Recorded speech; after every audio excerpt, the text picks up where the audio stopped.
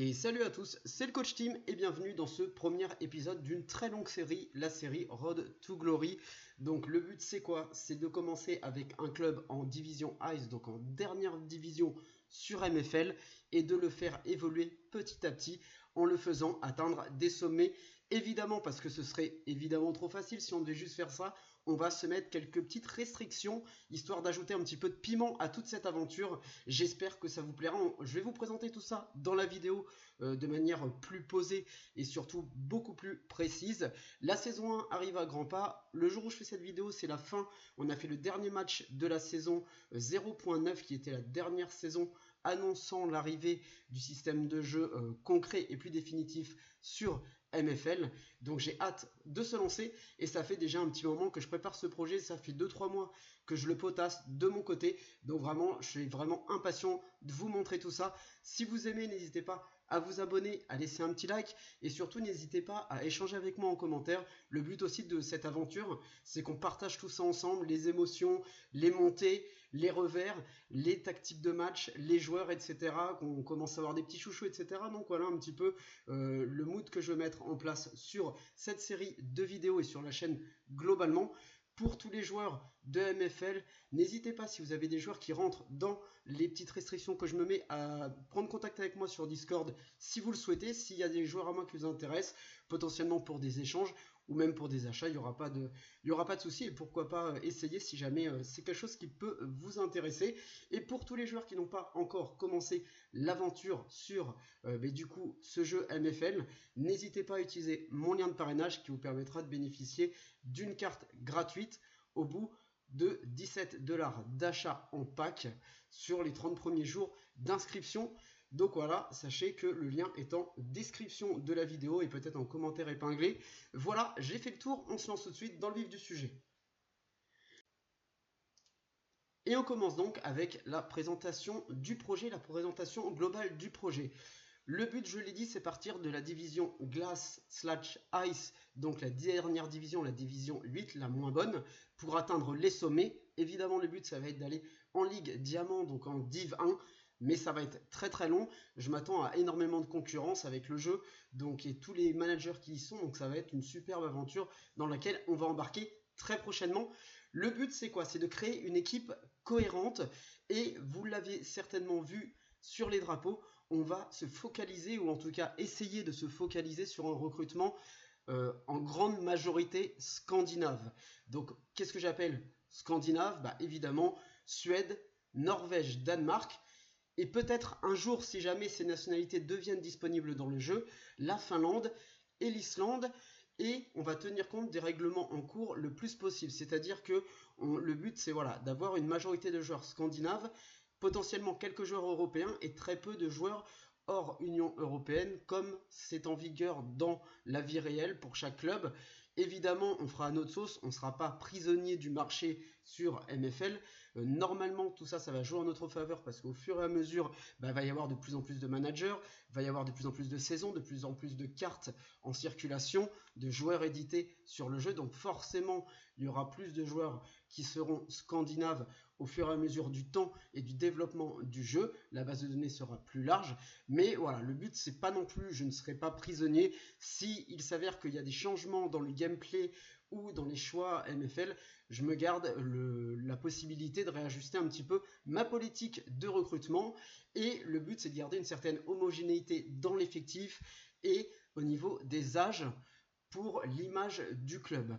Au niveau de cette image, justement, on va garder une identité héritée de la culture scandinave. Vous le voyez en fond, nous avons notre logo des Enerjards de Bodo. Alors pourquoi les Enerjards? Tout simplement, les Enerjards sont les guerriers dans la mythologie, je dirais, scandinave. Donc c'est des guerriers courageux qui ont gagné leur place auprès d'Odin, d'où le nom Enerjards de Bodo. Et on va avoir tout ce qui est éléments graphiques avec les corbeaux. Les corbeaux, vous savez que c'est typiquement emprunté à la mythologie scandinave, ainsi que le petit cercle runique au niveau du logo que vous voyez en fond. Au niveau du stadium, on est sur le Rafnerm Stadium, donc je prononce certainement très mal. D'ailleurs, si parmi vous, il y a des personnes qui maîtrisent ces langues, je veux bien avoir un petit cours, ne serait-ce que pour savoir comment se prononce le nom. Qu'est-ce que ça veut dire? Parce que c'est ça qui nous intéresse. c'est le mot scandinave qui signifie la maison des corbeaux. Et vous le voyez dans le fond, vous avez notre stade bord de mer. Donc évidemment, c'est un stade que j'ai réalisé par IA pour essayer de donner une certaine ambiance en cohérence avec notre projet de club. Et vous le voyez, donc ce stade, ce sera notre entre pour les saisons à venir, stade magnifique et qu'on a nommé évidemment en adéquation avec le club, à savoir la maison des corbeaux. Le but donc ça ne va de ne pas surpayer les joueurs. Clairement, je ne vais pas payer un joueur parce qu'il est suédois ou danois. Admettons un joueur qui a 63, entre 60 et 64 de général, des centaines d'euros, ça n'a aucun intérêt. Donc le but c'est vraiment de rester cohérent au niveau des recrutements des joueurs. Ne pas avoir un effectif de joueurs à rareté énorme du style que des joueurs rares en Ice League, ça n'a aucun intérêt. Le but c'est de voir grandir le club mais aussi les joueurs qu'on va prendre au sein du club. Donc on va commencer avec un effectif cohérent. Il y aura peut-être 2 ou 3 stars dans l'effectif, notamment une star par, je dirais, ligne, c'est-à-dire gardien, défenseur, milieu, attaquant. Mais attendez-vous pas à une équipe de galactique, c'est pas le but. Le but c'est de grandir, de voir grandir cette équipe. Je m'autorise un ou deux doyens, comme je l'ai dit, un peu plus âgés, qui eux vont être très bons pour solidifier le projet et pour emmener une certaine consistance et surtout encadrer cette équipe qui va être en globalité très jeune. Donc voilà, à ce niveau-là. Et comme je l'ai dit, mettre en avant la progression des joueurs.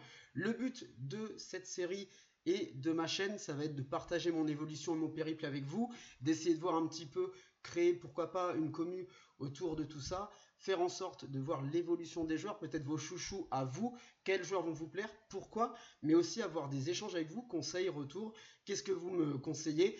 Peut-être que pour vous, il y a des choses que je vais faire qui seront des erreurs. Donc voilà, le but c'est aussi voilà, d'échanger ensemble. Et évidemment, pourquoi pas se joindre à vous lors de matchs où mon club se bat contre un de vos clubs. Ou tout simplement les gros matchs qui nous feront peut-être un jour tomber contre les meilleures équipes de la Meta Football League. Enfin, et dernier point pour la présentation, le but c'est de rassembler une communauté francophone de passionnés autour du projet MFL sur YouTube. J'ai vu qu'il y avait énormément de contenu, notamment sur Twitter. Il y a des personnes qui font des travaux extraordinaires. Là, il y en a beaucoup, mais j'en ai qu'un en tête qui me vient actuellement. C'est le travail de Tingus Pingus. J'espère que ça se prononce comme ça. S'il est de passage, si tu es de passage, excuse-moi si j'ai écorché le prénom. Mais sur Twitter, c'est quelqu'un qui fait du très très beau travail avec une charte graphique qui est vraiment très intéressante et vraiment magnifique. Donc il y a énormément de personnes, notamment dans le public francophone, qui font de très belles choses sur Twitter. Donc si MFL vous plaît, que vous découvrez un petit peu cet univers, certes, merci déjà si vous suivez la série, mais n'hésitez pas aussi à aller suivre ce qui se fait sur Twitter, parce qu'il y a vraiment énormément de contenu super sympa et des personnes qui ont des talents incroyables pour tout ce qui est rendu visuel et qui font des superbes choses au niveau graphique, des choses qui sont bien au-delà de mon niveau et de ma portée. Moi je vais faire plus du projet vidéo. Évidemment il y aura certainement la création d'un Twitter lié au club. J'attends d'avancer un petit peu dans mon recrutement, mais ça on va le voir un petit peu plus tard, et puis dans l'évolution de la chaîne. Et voilà, n'hésitez pas à partager, encore une fois vous êtes les bienvenus. Voilà un petit peu pour le challenge, pour l'idée, pour l'esprit, l'essence et les racines de notre club. Je ne l'ai pas précisé, mais évidemment, c'est un club qui est en Norvège, à Bodo, donc d'où la cohérence des joueurs de priorité scandinave, et du coup en Europe, donc d'où les petites, je dirais, obligations au niveau du mercato, pas aller chercher trop de joueurs sud-américains par exemple, ou même asiatiques, ni même africains, même si avec le traité Bosman ce sont des choses qui peuvent se faire, parce que beaucoup de joueurs africains justement sont comptés comme joueurs faisant partie de l'Union Européenne avec le traité Bosman. Donc ces choses là éventuellement je me les autorise, vous allez voir, on a quelques africains au club, et pour le coup très peu de joueurs sud-américains ou asiatiques pour des raisons de réalité un petit peu, de roleplay. Je trouve ça plus sympa. N'hésitez pas à me dire ce que vous en pensez en commentaire, et si vous aussi vous êtes donné ce défi, quels ont été un petit peu les challenges à relever, les choses un petit peu plus difficiles auxquelles vous avez fait face, ou auxquelles vous pensez que vous allez certainement devoir faire face plus tard dans le futur de votre club. Voilà un petit peu pour tout ça. Je vous propose de passer au petit point bilan effectif et tactique. Alors pour ce qui est tout ce qui va être actuel, effectif actuel, le but c'est de faire un bilan rapide. Pour rappel, la période de mercato va commencer. Le projet va réellement commencer à partir de cette année. mais vous vous en doutez, j'ai commencé à préparer le terrain un petit peu en amont. Si d'ailleurs vous vous demandez un petit peu comment j'en suis arrivé là, ce que j'ai fait avant sur MFL, quels clubs étaient mes clubs, etc., mon parcours, mon historique, j'ai sorti une vidéo en même temps que celle-ci qui a été postée sur la chaîne. Donc n'hésitez pas, je vous mets le petit lien en haut à droite et même à chercher directement sur la chaîne pour la retrouver, dans laquelle je fais le bilan complet des 4 saisons que j'ai passées sur MFL. En réalité, une saison, c'est environ un mois calendaire, donc 26-28 jours environ. Donc ça fait 4 mois que je suis sur le jeu. Donc si vous voulez savoir un petit peu mon parcours, n'hésitez pas, j'ai fait une vidéo qui est dédiée à cela sur la chaîne. Pour le coup, comme je disais, au niveau de l'effectif actuel, évidemment, j'ai commencé à le préparer déjà depuis un mois et demi, 2 mois au niveau de mon recrutement de joueurs. Le but, c'est d'avoir des jeunes joueurs, c'est-à-dire pour moi, jeune, c'est 19 et moins, en grande majorité, et que je vais encadrer avec des joueurs un peu plus, qui ont un peu plus de bouteilles, un peu plus d'expérience pour leur apporter une évolution maximum. Il ne faut pas oublier que dans MFL, il y a eu énormément d'annonces ces derniers temps, notamment concernant la progression des joueurs. Vous devez jouer, si je vous la fais courte, dans un championnat qui est de votre niveau, c'est-à-dire que votre effectif ne doit pas être, en tout cas les 16 meilleurs joueurs de votre effectif ne doivent pas être largement supérieurs à leur championnat, ils doivent être dans le niveau moyen du championnat, et entre vos joueurs, votre effectif, pour progresser à l'entraînement, doivent aussi avoir un niveau cohérent. C'est-à-dire que si vous avez un joueur dans une petite équipe, admettons, moi si j'avais un joueur à plus de 80 et que j'avais autour de lui les 15 autres meilleurs joueurs de mon club étaient aux alentours des 60, ce joueur va avoir une progression très faible, c'est normal, c'est entre guillemets comme si une star s'entraînait dans un club amateur, et donc forcément les infrastructures ne correspondent pas, le niveau des adversaires non plus. Donc il y a tout ça à prendre en compte quand on fait une création d'effectifs.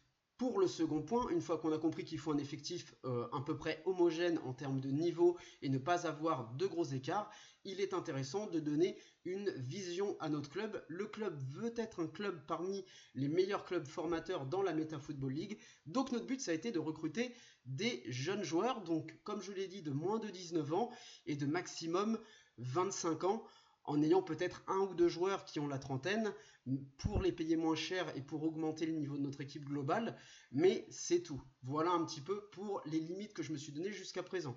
On rentrera dans l'effectif complet une fois que le mercato sera terminé, et pour le coup, on a à gauche, vous le voyez, l'état de mon effectif actuel pour le Bodo Yards. Au niveau des joueurs et des forces en présence actuellement, on a 13% de places libres, en sachant que je pars sur un effectif de 22-23 joueurs. Actuellement, il n'y a pas vraiment d'utilité d'avoir plus de 22 joueurs. On fait tourner sur certains matchs, mais c'est quand même très rare. Il y a peu de blessures, je trouve, ce qui est plutôt positif. Et pas trop de... Les expulsions, jusqu'à présent, n'entraînaient pas un empêchement pour le joueur. C'est-à-dire que dans la vraie vie, un joueur prend un carton rouge, il va avoir plusieurs matchs de suspension. Dans MFL tel que c'est actuellement, et peut-être que ça changera, encore une fois je le dis, ça bouge beaucoup, donc ça peut changer, et ça arrivera peut-être dans les prochains jours, prochaines semaines, voire même prochains mois, il n'y a pas il y a des expulsions, vous pouvez vous prendre un rouge, vous perdez votre joueur, mais juste pour la fin du match. Après, il est de retour au match suivant, donc il n'y a pas de période de suspension, de match de suspension. Je ne sais pas comment ça va évoluer, mais en tout cas pour l'instant c'est comme ça dans le jeu, et donc 22 joueurs ça suffit largement, vous avez de quoi doubler tous les postes. Peut-être pour quelqu'un qui va jouer avec plusieurs tactiques, ça peut valoir le coup d'augmenter un petit peu cela. Par exemple, s'il joue avec des milieux centraux, deux milieux centraux comme dans la tactique numéro 1, le 5-2-4, qui sont à vision très défensive, pour, s'il veut envisager une seconde tactique, comme c'est le cas pour moi, avec un milieu offensif centre et qu'il n'a aucun joueur à portée plus offensive, ça peut être intéressant de rajouter deux postes, de passer de 22 à 24 joueurs, avec deux milieux offensifs centraux qui seront là pour rentrer sur certaines compositions, certains matchs au niveau de la tactique.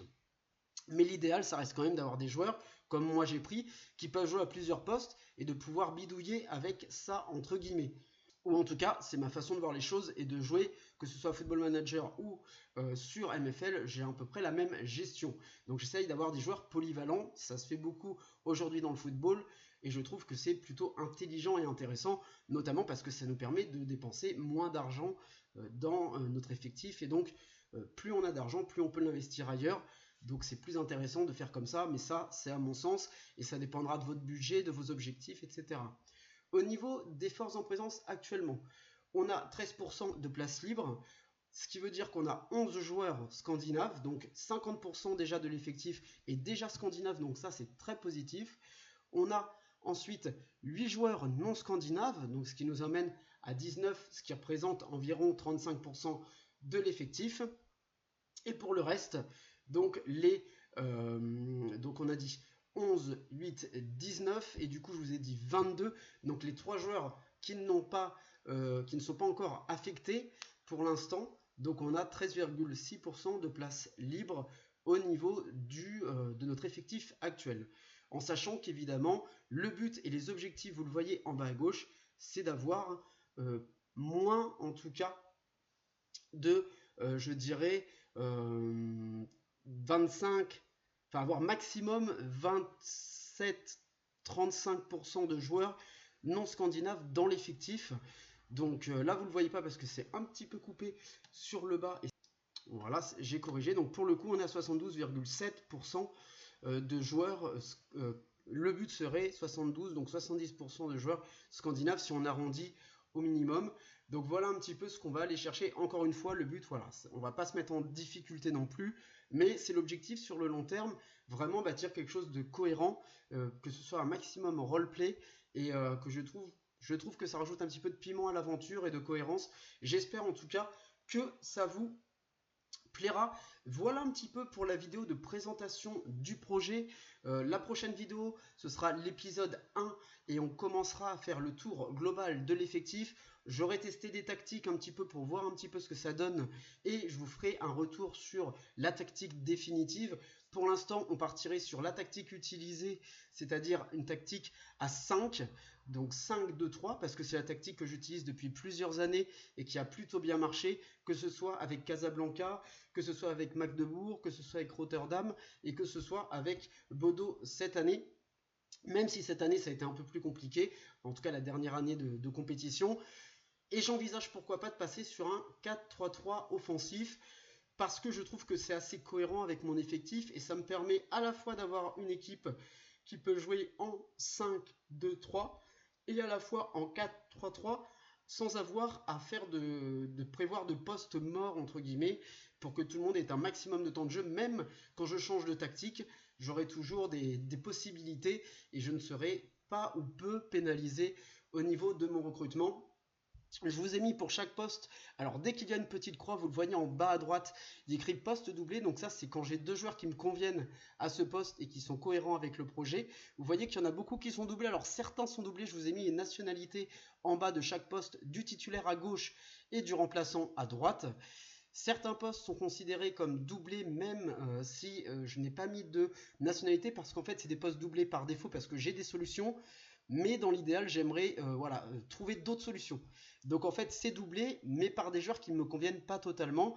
Donc voilà, je vous le précise quand même, parce que sinon vous ne comprenez pas trop la logique du truc. Et aussi, n'oubliez pas qu'en défenseur, j'ai mes défenseurs centraux, par exemple, titulaires. Mais vous voyez que j'ai mis que j'avais que 2 postes qui étaient doublés, tout simplement parce que le joueur nigérian que j'ai mis défenseur central gauche dans la défense à 5 peut jouer donc du coup à une autre poste de DC et ça peut donc faire un remplaçant en plus. Voilà un peu pour les petites choses. Et toutes les nationalités que je n'ai pas mises, c'est parce que c'est des joueurs voilà, qui sont là en dépannage, mais qui pour le coup gagneraient à être peut-être soit échangés, soit vendus pour d'autres achats, pas forcément meilleurs, mais plus cohérents avec le projet. Vous le voyez, on n'a qu'un seul Sud-Américain, enfin on a 2 Sud-Américains qui vont être du coup un Mexicain et un Chilien. Mais il y a aussi sur au gardien qui est un gardien de but sud-coréen. Donc ces 3 joueurs-là potentiellement seront remplacés. L'épée, ça m'étonnerait. Mon petit joueur sud-coréen que j'aime beaucoup au gardien, lui par contre ira certainement en prêt ou peut-être dans le centre de développement. Toute nouvelle possibilité qui a été annoncée récemment par MFL. Il faudra voir un petit peu comment ça marche. Pour l'instant j'ai lu rapidement ce qu'ils avaient annoncé, mais j'ai pas eu le temps de me pencher vraiment dessus. Mais potentiellement il n'évoluera pas avec nous en tout cas cette année, ou alors il évoluera dans l'équipe 1 que j'ai en division 6. C'est quelque chose qui est à réfléchir et pour le moment j'étudie les propositions. Pour mon défenseur gauche, il est possible qu'il reste, ça fait des saisons que je l'ai, je crois que je l'ai packé d'ailleurs. Donc je me dis pourquoi pas le garder. Après, pour le reste, on est quand même sur une base solide avec des remplaçants à chaque poste. Donc pour l'instant, je suis assez très satisfait. Il me reste quelques peaufinages de recrutement à faire, mais vous savez comment c'est. Les recrutements, ça peut prendre beaucoup de temps. Faut pas oublier que là, c'est pas un jeu vidéo, donc on négocie avec des vraies personnes. Et donc forcément, si la personne ne veut pas vendre, elle veut pas vendre. Et si elle demande un prix aberrant, moi j'irai pas me positionner dessus, c'est clair. Donc faut faire avec la réalité du marché. Et pour l'instant, je trouve que je me suis pas mal débrouillé. J'ai hâte de vous présenter tout ça en détail. Mais voilà, ça ce sera pour les prochaines vidéos. Donc prochaine vidéo, on aura une présentation de la tactique, de l'effectif complet. Ça vous permettra un petit peu de jauger les âges, de commencer déjà à trouver peut-être vos petits chouchous et les joueurs que vous appréciez moins. Et vous n'hésitez pas à me faire des retours, des conseils, des demandes. Si vous avez besoin, n'hésitez pas, l'espace commentaire est là pour ça. Si ce projet vous plaît, n'hésitez pas à le soutenir entièrement gratuitement avec un petit pouce et un petit commentaire et un petit abonnement, ce serait top. Et je remercie tous ceux qui prendront le temps de faire ça. Et bien moi je vous souhaite de très bonnes évolutions avec vos différents clubs sur MFL et je vous dis à très bientôt les coachs.